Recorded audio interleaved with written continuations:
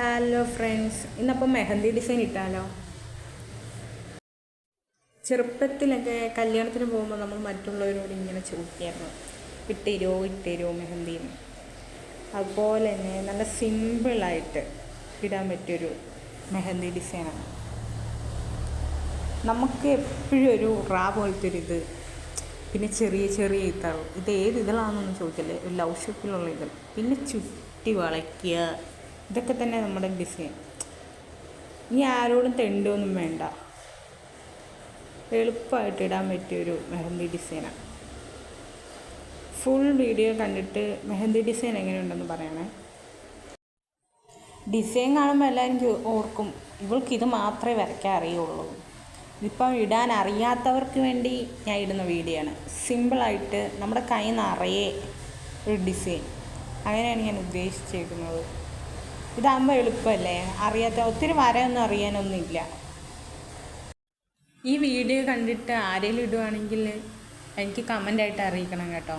ഇനി full video ഒന്ന് കാണുക.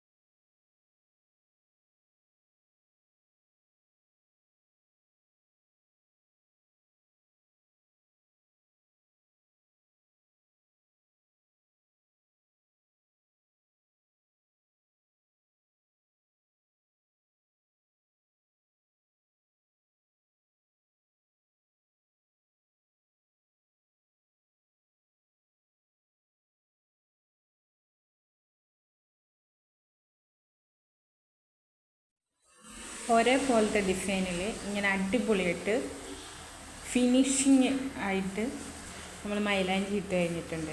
എങ്ങനെയുണ്ട് കൂട്ടുകാരെ, കൊള്ളാമോ? ലാസ്റ്റ് ഫൈനൽ ലുക്ക് ഇതാണ്. അപ്പോൾ ഇഷ്ടപ്പെട്ടിട്ടുണ്ടെങ്കിൽ like, subscribe, comment. Okay, bye bye.